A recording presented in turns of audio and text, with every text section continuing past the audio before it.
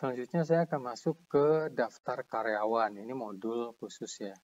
Jadi seperti tadi saya sampaikan, belum tentu ini ada di modul di aplikasi yang teman-teman beli. Ya, karena ini sifatnya pilihan.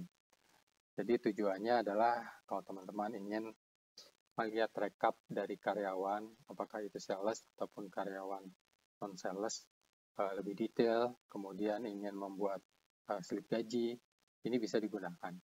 Ya. Tapi tidak ada perhitungan, otomatis ada perhitungan pajaknya, perhitungan BPJS-nya, itu tidak ada. Harus dihitung di luar, kemudian diisikan angkanya di sini. Kita bisa mulai dengan mengisi ini nomor induk ya DN 001. Teman-teman mungkin perusahaannya sudah ada nomor induknya sendiri, bisa diisikan di sini. Namanya misalnya ini, kemudian jabatannya manajer misalnya. Nah, ini kalau ada keperluan mau cetak slip gaji bisa diisikan di sini. Ya. Karena nanti kalau tidak mencetak tidak perlu diisi, karena ini kan data di slip gaji. Kalau kita lihat ke slip gaji, ini kan ada data nih, nama, nomor induk, NIK, status NPWP. Jadi kita bisa mengisikan datanya di sini. NIK-nya berapa? Ini saya isi acak ya. Statusnya kawin atau tidak kawin ya, ini istilah di perhitungan pajak PPh 21 ya, kawin dan tidak kawin. Kemudian anak dan tidak ada anak. NPWP tinggal diisikan, sekarang kan NPWP sudah sama dengan NIK. Jadi kalau berbeda bisa diisikan berbeda. Kemudian bank misalnya BCA, nomor rekeningnya ini saya acak lagi ya. Nah, jadi kalau kita lihat di sini, nanti karena ini kebetulan belum diisi, belum terlihat nih. Ya, karena ini kan berdasarkan nomor slip gaji, bukan berdasarkan nama. Ya. Jadi kita isikan daftar karyawannya, ini kemudian kalau memang tadi tidak ada slip gajinya, kita bisa tutup ya di atas. Jadi hanya memunculkan ini saja, kalau kita ingin lihat datanya, kita bisa buka lagi. Ya, ini keterangan, bisa diisi bebas. Kalau perlu kolom tambahan, bisa dibuat kolom tambahan di sini. Karena di sini dia nanti hanya sebagai informasi tambahan, tidak nge-link ke aplikasi, ke slip gaji ataupun yang lain-lain. Itu pengisian daftar karyawan. Oh ya, di sini maksimum, ada maksimumnya nih, ada 100 karyawan. Ya. Oke, kemudian kategori THP. Nah, ini kategori yang untuk muncul sebagai pilihan di THP karyawan di sini. Ya, di sini nih, kategori penerimaan potongan. Dan juga akan muncul, kalau dipilih nanti dia akan muncul di penerimaan atau potongan di kanan, di kiri atau di kanan di sini. Ya. Jadi kita bisa isi misalnya gaji pokok, kemudian BPJS. Ya. Jadi ini saya akan copy untuk item-itemnya dari file yang sudah ada isinya. Ya. Ini saya copy. Perhatikan kalau copy begini.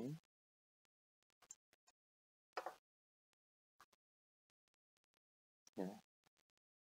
Kemudian ini kalau copy dari file lain juga perhatikan bahwa paste-nya mesti as values dan di kolom di sini. Ya. Kemudian perhatikan ini sebelah kanan ada kolom kategori komisi. Jadi maksudnya kalau kategori yang tulis ini masuk komisi, maka bisa dipilih P. Ini kategori komisi. Kenapa? Karena ada perhitungan terpisah untuk komisinya. Jadi misalnya untuk sales ataupun terutama sales ya, atau untuk klinik berarti dokternya misalnya ada komisinya, dapat komisi juga dari setiap pasien, bisa dibuat penanda di sini. Ya. Itu untuk kategori THP. Kemudian ada THP karyawan. Nah, yang perlu diperhatikan di sini, ini kan mengisinya modelnya tidak ke kanan tapi ke bawah. Jadi kita bisa isikan misalnya gajian tanggal 25 November 18 ya. Perhatikan bahwa ini harus diisi di misalnya itemnya ada, ini saya copy aja ke bawah ya. Tadi misalnya nama karyawan, pasti, ini saya copy lagi ke bawah. Ya. Atau di drag ya, di drag seperti ini. Di drag seperti ini, atau Ctrl C, pilih Ctrl V. Ya, kalau di sini selama dia satu kolom, paste-nya nggak perlu as values, ya, selama dia satu kolom. Tapi kalau memang dipindah kolom nggak bisa, jangan tiba-tiba tadi nama karyawan diambil dari sini, di daftar karyawan, di copy, ya, kemudian dipindah ke sana. Itu akan membuat drop down ini menjadi hilang, ya. Jadi dipilih sekali dulu, baru kemudian di copy ke bawah. Kemudian nomor slip gaji tadi kita sudah sampel ya. Kita pilih misalnya nomor slip gaji 1. Perhatikan ini semua baris ini harus diisi. Jangan kita misalnya mengisi hanya baris satunya saja, kemudian di sini dikosongkan. Kemudian punya asumsi bahwa nanti semua datanya akan mengikut. Enggak seperti itu. Jadi semua baris harus diisi. Ya. Kemudian ini periode penggajiannya misalnya 1 sampai 30 November. Nah, ini diketik biasa 2018 ya. Ini kalau kurang lebar bisa dilebarkan. Ini kita copy lagi. Ya. Seperti ini. Kemudian penerimaan. Potongan. Nah, ini kan kita belum tahu angkanya. Nah, kita harus pilih dulu kategorinya. Ya. Cuma kalau memilih satu-satu repot, ini triknya ada lagi. Kita masuk ke daftar kategori THP. Ya. Ini kita copy. Kemudian masuk ke THP karyawan. Nah, di sini paste-nya ini mesti, ini kalau copy seperti ini dia nggak bisa pakai link menu. Jadi saya ulangi lagi. Daftar kategori THP. Ctrl C. Ini kemudian kita masuk ke THP karyawan ya. Ini kita paste as values. Ya. Oke, ini kurang banyak. Ya. Perhatikan ini kalau ingin memasukkan semua datanya ke sini. Ya. Tidak perlu semuanya masuk, tapi kalau ingin memasukkan seperti. Nah, kemudian kita bisa mulai mengisi mana penerimaan, mana pengeluaran. Ya. Jadi kita bisa mengisi misalnya bonus. Makanya seperti yang saya sampaikan tadi, ini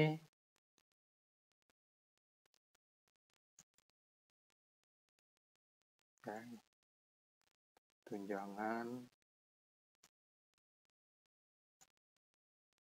Oke, potongan, misalnya potongan pembayaran pinjaman, ini contoh ya, contoh dummy saja. Kemudian ini misalnya tadi terima BPJS, tapi ada potongan juga untuk BPJS-nya.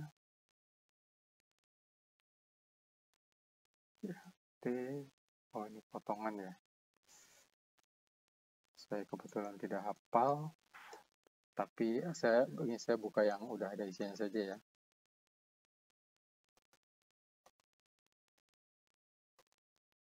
Oke, nah ini. Jadi ini sudah ada isiannya, penerimaan, tunjangan. Ini kebetulan formatnya sudah menyesuaikan dengan format penerimaan dan potongannya. Jadi penerimanya dulu, ini potongannya dulu. Kalau tadi yang di copy kan formatnya masih format sesuai urutan nama kategorinya. Ya. Oke, saya kembali lagi ke yang kosongnya ya. Jadi kalau kita sudah isi, kemudian kita bisa lanjut ke kategori laporannya. Nah, kategori laporannya di sini masuknya kita bisa pilih ini beban SDM ya. Jadi SDM-nya itu apakah gaji atau tunjangan,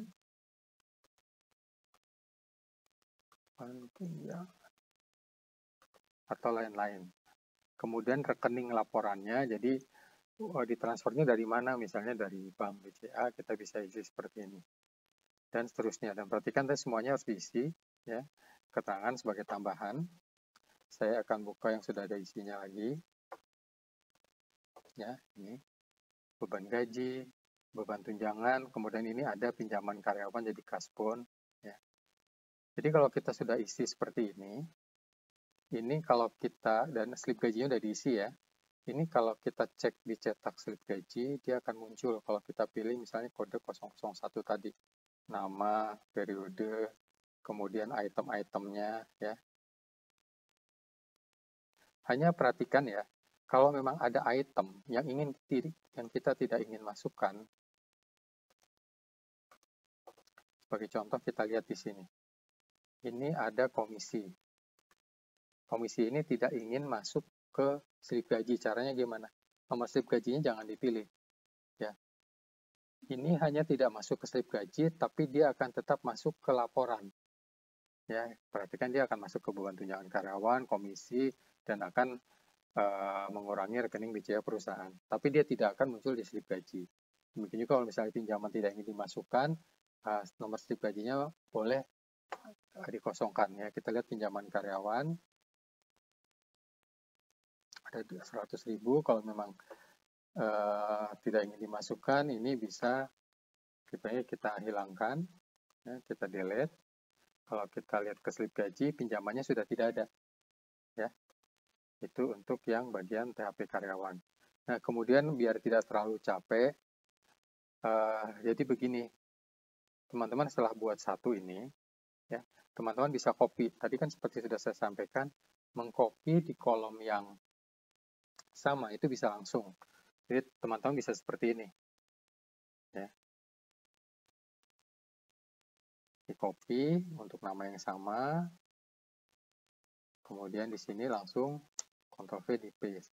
Nah, cuma kan angkanya belum muncul, jadi bisa dikosongkan, ya. Kecuali nanti angkanya mau diedit belakangan. Yang jangan diisi dahulu adalah ini angka atau tanggal, ya.